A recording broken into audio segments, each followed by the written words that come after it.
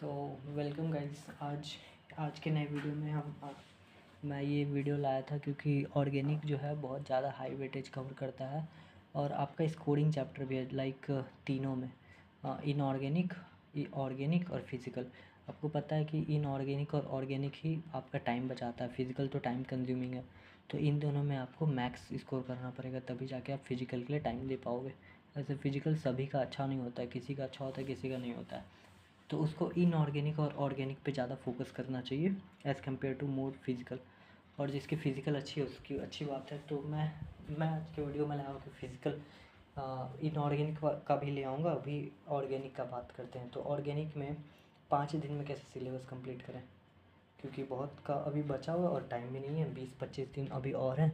और अगर मेरी वीडियो कोई 20 दिन 5 दिन बाद देख रहा है, 10 दिन बाद देख रहा है, तो उसको 20 दिन बचेगा, 20 डेज़ लेफ्ट होगा। तो आज की इस वीडियो में मैं इसको कवर कर दूंगा। और अगर इसको शिद्दत से फॉलो किए तो आराम से आप लोग 60 में 45 प्लस तो क्वेश्चन बना ही लोगे, 45 प्लस मार्क्स ले आओगे 60 में, विच इज़ अराउंड 10-12 क्वेश्चन बना लोगे आराम से इन ऑर्गेनिक से। तो आगे का स्टार्ट करते हैं लेक्चर और वीडियो। और अगर इस वीडियो पे नया आया हो तो सब्सक्राइब कर दो और लाइक वगैरह कर दो। और होपफुल कि आप लोग का एग्ज़ाम अच्छा जाए। तो आगे वीडियो में बढ़ते हैं। देखो, पहले मैंने लिखा है यहाँ पे 11th, यानी 11th में आपका 2 चैप्टर है ऑर्गेनिक से। एक होता है जीओसी, आइसो और नोमेनक्लेचर। ये एक ही चैप्टर में आता है, लेकिन पढ़ते हम लोग अलग अलग हैं क्योंकि एनसीईआरटी में बहुत छोटा लिख के कुछ भी दे दिया है। और एक होता है हाइड्रोकार्बन। अब इन दोनों का वेटेज देख लो।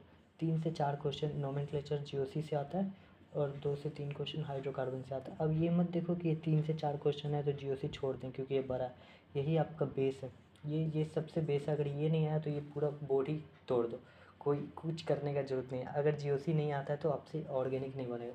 तो पहले आपको जीओसी अच्छे से करना पड़ेगा। इसका वेटेज है 3 से 4 क्वेश्चन और 2 से 3 क्वेश्चन हाइड्रोकार्बन से। पूरे ऑर्गेनिक केमिस्ट्री का वेटेज होता है 33 से 35%, विच इज़ अराउंड 180 में 60 से 65 क्वेश्चन हमारा ऑर्गेनिक से आता है। 33 से 35% होता है पूरे नीट केमिस्ट्री का।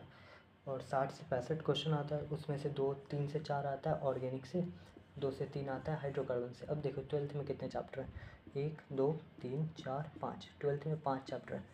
5 चैप्टर में पहला देख लो हेलो एल्केन्स, इससे 1 से 2 क्वेश्चन आता है।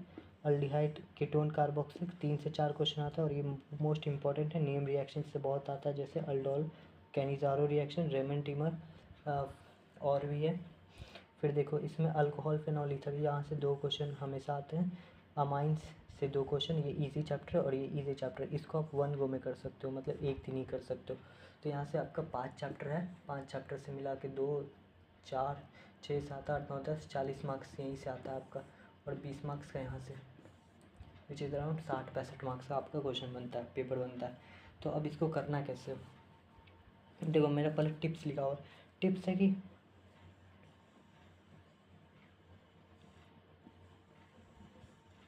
देखो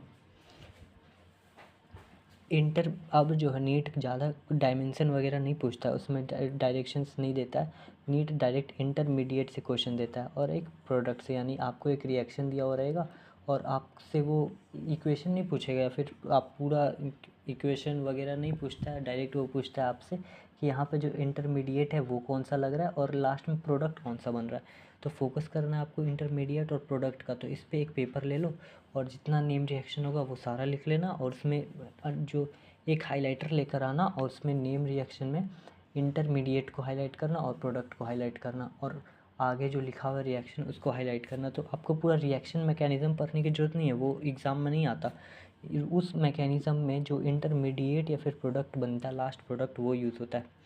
और आपने देखा होगा एक्स और वाई और जेड पे ज़्यादा क्वेश्चन बनता है, जहाँ पे एक्स को इंटरमीडिएट, वाई को प्रोडक्ट और जेड को इंटरमीडिएट कर देते हैं। तो उस टाइप के क्वेश्चन बहुत आते हैं। अब इसको करना कैसे मैंने बता दिया, लेकिन करना कैसे है। अब अगर आप 30% पे हो, आपको कुछ नहीं आता, 30% मान के चल रहा हूँ मैं कि हाँ थोड़ा बहुत 11th का पढ़ा होगा, 12th का देखा होगा, तो 30% से पूरे 100% के एफिशिएंसी पे कैसे आए 5 दिन के अंदर। तो पहला रिएजेंट करना है, पूरा रिएजेंट मैकेनिज़्म का एक चेकलिस्ट बनाओ और उसमें लिखना है कि ऑक्सीडेशन रिएजेंट, ऑक्सीडेशन और रिडक्शन एजेंट कौन कौन सा है, उसका एक चार्ट बना लो। वहाँ से क्वेश्चन आते ही हैं कि कौन सा रिड्यूसिंग एजेंट है, कौन सा ऑक्सीडेशन एजेंट है, ऑक्सीडाइजिंग एजेंट है। तो उससे एक क्वेश्चन आता है, आपको देख के पता लगाना चाहिए, पता आना चाहिए कि हाँ ये रिड्यूसिंग एजेंट है और ये ऑक्सीडाइजिंग एजेंट है।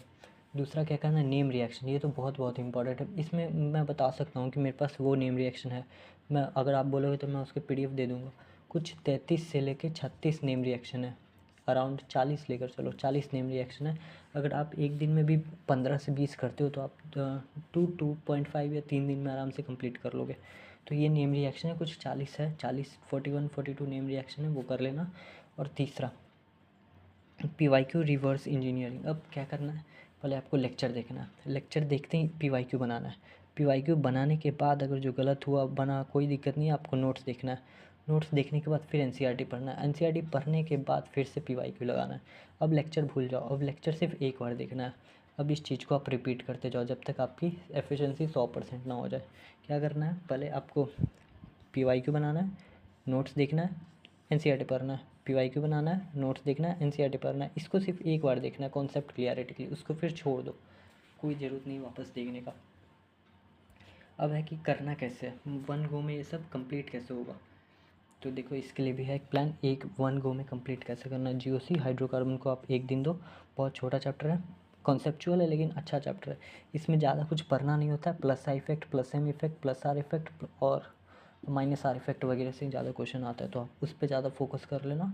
और acidic base reagent, acid base order से पूछता है तो उस पर फोकस कर लेना। और हाइड्रोकार्बन से सैचुरेटेड, अनसैचुरेटेड, अल्कीन्स, अल्काइंस से क्वेश्चन आता है, उसको करना। और अल्डिहाइड कीटोन कार्बोक्सिलिक एसिड को एक दिन दो पूरा, ये अच्छा चैप्टर है, इसमें नेम रिएक्शन बहुत है।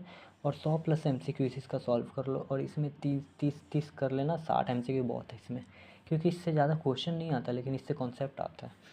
तो क्वेश्चन के लिए उतना प्रैक्टिस करने की ज़रूरत नहीं है, लेकिन अल्डिहाइड से इसमें 100 MCQ बना लेना जो PYQ बेस्ड होना चाहिए। ऐसा नहीं कि रैंडम कहीं से भी लेके बना रहे हैं, PYQ बेस्ड होने चाहिए।